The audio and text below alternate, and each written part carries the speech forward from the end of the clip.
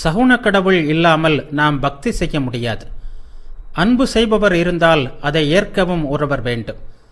எல்லையற்ற ஒரு மனிதனாகவே கடவுள் இருந்தாக வேண்டும். நாம் மனிதர்களாக இருக்கும் வரை மனித உருவத்தாலான கடவுள் நமக்கு வேண்டும். மனித உருவத்தில் உள்ள ஒரு கடவுளை, அப்படிப்பட்ட கடவுளையே நாம் கண்டாக வேண்டும். நாம் இந்த உலகப் பொருட்களை பார்க்கும்போது வெறும் பொருளை மட்டும் நாம் பார்க்கவில்லை, அந்த பொருளுடன் நமது மனத்தையும் சேர்த்தே காண்கிறோம். நாற்காலி நமது மனத்தில் எழுப்பிய எதிர் செயலையும் சேர்த்துதான் நாம் பார்க்கிறோம். முதலில் ஒவ்வொரு பொருளையும் உனது மனத்தால் மூட வேண்டும், பின்னர் நீ அதை காண முடியும். உதாரணமாக, வெள்ளையான, சதுரமான, பளபளப்பான, கடினமான பெட்டி ஒன்றை முதலில் 3 அறிவு உள்ள மனிதன் ஒருவன் பார்க்கிறான். பின்னர் 4 அறிவுள்ள மனிதன் பார்க்கிறான். பின்னர் 5 அறிவு உள்ள மனிதன் பார்க்கிறான் என்று வைத்துக் கொள்ளுங்கள். இவர்களில் கடைசியாக குறிப்பிடப்படும் மனிதனே மேற்கண்ட பெட்டியின் எல்லா பண்புகளையும் காண்கிறான். முதல் மனிதன் கண்டதை விட அதிகமான ஒன்றை அடுத்தவன் கண்டிருப்பான். இப்படியே ஒவ்வொருவரும். இதே பெட்டியை 6 அறிவு படைத்த ஒருவன் பார்ப்பதாக இருந்தால் எல்லோரையும் விட அதிகமான ஒரு பண்பை கண்டிருப்பான். அன்பையும் அறிவையும் நான் காண்பதால் பிரபஞ்சத்திற்கு காரணமான பொருளே அன்பாகவும் அறிவாகவும் வெளிப்படுகிறது என்பதை அறிவேன். என்னிடம் அன்பை தோற்றுவிக்கும் ஒரு பொருள் எப்படி அன்பில்லாததாக இருக்க முடியும்? பரம்பொருளை மனித பண்புகள் இல்லாதவராக சிந்திக்க முடியாது. இந்த பிரபஞ்சத்தில் முதலில் கடவுளை நம்மிடமிருந்து தனித்து நிற்பவராக பிரித்து பார்ப்பது அவசியமாகிறது. கடவுளின் தரிசனம் 3 வகைப்படும். 1. கீழான நிலை, நம்மை போன்று கடவுளுக்கும் ஓர் உடல் இருப்பதாக காண்பது. 2. உயர்ந்த நிலை, இது மனிதனின் குணங்களையெல்லாம் ஒவ்வொன்றாக கடவுளுக்கு ஏற்றி காணும் நிலை. 3. மிக உயர்ந்த நிலை. இவ்வாறு படிப்படியாக மேலே சென்று உயர்ந்த காட்சியை அடைகின்ற நிலை, கடவுளை நேரில் காணும் நிலை இது. இந்த 3 நிலைகளிலுமே நாம் கடவுளை மட்டுமே காண்கிறோம் என்பதை நினைவில் வைத்துக் கொள்ளுங்கள். இதில் மனமயக்கம் இல்லை, தவறும் இல்லை.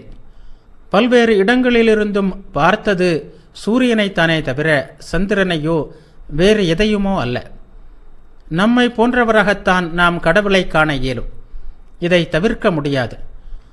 அவரை எல்லையற்றவராக எண்ணலாம், ஆனாலும் அவர் நம்மை போன்றவராகவே இருப்பார். தனி பரம்பொருளாக நாம் அவரை கற்பனை செய்ய முயல்கிறோம் என்று வைத்து கொண்டாலும், அன்பை அனுபவிக்க வேண்டுமானால் நாம் ஒரு எல்லைக்கு உட்பட்ட சார்பு நிலைக்கு வந்தாக வேண்டும். ஒவ்வொரு மதத்திலும் நாம் காணும் பக்தி 2 பகுதிகள் கொண்டதாகும்.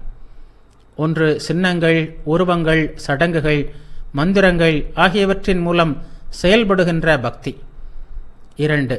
அன்பின் மூலம் செயல்படுகின்ற பக்தி. இந்த உலகில் நாம் சில நியதிகளுக்கு கட்டுப்பட்டு இருக்கிறோம். இந்த நியதிகளை உடைத்தெறிய எப்போதுமே முயன்று கொண்டிருக்கிறோம். கீழ்ப்படியாமல் இருக்க, இயற்கையை நசுக்க எப்போதுமே முயன்று கொண்டிருக்கிறோம். உதாரணமாக, இயற்கை நமக்கு வீடுகள் தருவதில்லை, நாம் அவற்றை கட்டிக்கொள்கிறோம். இயற்கை நம்மை நிர்வாணமாக படைக்கிறது, நாம் உடை உடுத்திக் கொள்கிறோம். சுதந்திரமாக இருப்பதே மனிதனின் லட்சியம். எவ்வளவு தூரம் இயற்கையின் நியதிகளை உடைக்க முடியாதவர்களாக இருக்கிறோமோ அந்த அளவிற்கு துன்புறுகிறோம். இயற்கையின் நியதிகளுக்கு பணிந்து நாம் நடப்பது அதனை மீறி செல்வதற்காகவே, அதாவது நியதிக்கு அப்பால் செல்வதற்காகவே. பணியாமல் இருப்பதுதான் வாழ்க்கை முழுவதும் நாம் நடத்தும் போராட்டம். அதனாலேயே கிறிஸ்தவ விஞ்ஞானிகள் கூறுவதை நான் ஏற்றுக்கொள்கிறேன். மனிதனுடைய சுதந்திரத்தையும் ஆன்மாவின் தெய்வீகத்தையும் அவர்கள் போதிக்கின்றனர். ஆன்மா எல்லா சூழ்நிலைகளுக்கும் மேம்பட்டது. இந்த பிரபஞ்சம் என் தந்தையின் பேரரசு, நான் அவரது முறையான வாரிசு. என் ஆன்மா எல்லாவற்றையும் அடக்கி வென்றுவிடும் என்னும் மனப்பான்மையையே மனிதன் மேற்கொள்ள வேண்டும். நாம் சுதந்திரம் பெறுவதற்கு 3 நீதிகளை அனுசரித்தே செயலாற்ற வேண்டும். புற உதவிகள், முறைகள், உருவங்கள், சடங்குகள், கொள்கைகள், கோட்பாடுகள் ஆகிய எல்லாவற்றிற்குமே உரிய இடம் உண்டு. நாம் வலிமை பெறும் வரை நமக்கு ஆதாரமாக இருக்கவும் நம்மை பலப்படுத்தவும் இவை அவசியம். அதன் பின்னர் அவசியமில்லை. இவை நம்மை வளர்க்கும் தாதிகள். இளம் பருவத்தில் இவை தவிர்க்க முடியாதவை. சாஸ்திரங்களும் தாதிகளே, மருந்துகளும் அப்படியே. மனிதன் தன் உடல் மீது தனக்குள்ள அதிகாரத்தை உணரும் வரை உழைக்க வேண்டும். நாம் அனுமதிக்கும் வரைதான் மூலிகைகளும் மருந்துகளும் நம்மீது ஆதிக்கம் செலுத்தும். நாம் பலமடைந்த பின்பு இந்த புற முறைகள் எல்லாம் அவசியமில்லை. அடுத்த தலைப்பு, சொற்கள் மூலமும் அன்பின் மூலமும் வழிபாடு. உடல் என்பது மனத்தின் தூல வடிவம். மனம் நுண்ணிய அடுக்குகள் கொண்டது. அதன் அடர்த்தி மிக்க அடுக்கே உடல். உடலை முற்றிலும் அடக்கியாளும் சக்தி பெறும்போது மனத்தையும் அடக்கியாளும் சக்தி பெறுவான். ஒவ்வொரு மனத்திற்கும் அதற்கென்றே ஒரு தனி உடல் இருப்பது போல் ஒவ்வொரு சொல்லிற்கும் ஒரு தனி கருத்து இருக்கிறது. கோபம் வரும்போது முட்டாள், மடையன் என்று அழுத்தந்திருத்தமாக சொல்கிறோம். வருத்தமாக இருக்கும்போது ஆ, ஐயோ என்றெல்லாம் மென்குரலில் சொல்கிறோம். இவை தோன்றி மறையும் உணர்ச்சிகள். ஆனால் அன்பு, அமைதி, சாந்தம், இன்பம், புனிதம் போன்ற நிரந்தர உணர்ச்சிகள் இருக்கின்றன. இந்த உணர்ச்சிகளுக்கான சொல் வெளிப்பாடுகள் ஒவ்வொரு மதத்திலும் உள்ளன. மனிதனுடைய உயர் உணர்ச்சிகளின் ஒரே சின்னமாக இருப்பது சொற்களே. எண்ணம் அல்லது கருத்து சொல்லை படைக்கிறது. அதேபோல் சொற்கள் எண்ணம் அல்லது உணர்ச்சியை படைக்கின்றன. இங்குதான் சொற்களின் உதவி நமக்கு தேவை. இத்தகைய சொற்கள் ஒவ்வொன்றும் ஒரு லட்சியத்தை குறித்து நிற்கின்றன. புனிதமான அற்புத சக்தியுள்ள இந்த சொற்களை நாம் அறிவோம். ஆனாலும் இவற்றை நூல்களில் படிப்பதால் அவை நம்மீது எந்த விளைவையும் ஏற்படுத்தாது. அவை பலனளிக்க வேண்டுமானால் அவற்றில் உயிர் ஊட்டப்பட வேண்டும். இறை உணர்வு பெற்றவரும் தற்போது வாழ்ந்து கொண்டிருப்பவருமான ஒருவர் அதை பயன்படுத்தி இருக்க வேண்டும். அவரால் தான் இந்த சொற்களில் உள்ள சக்தியை தூண்டிவிட முடியும். அப்படி இயேசு தூண்டிவிட்ட சக்திதான் இன்றைய கை வைத்து ஆசீர்வதித்தல் போன்ற நிகழ்ச்சிகள் மூலம் தொடர்ந்து செயலாற்றிக் கொண்டிருக்கிறது.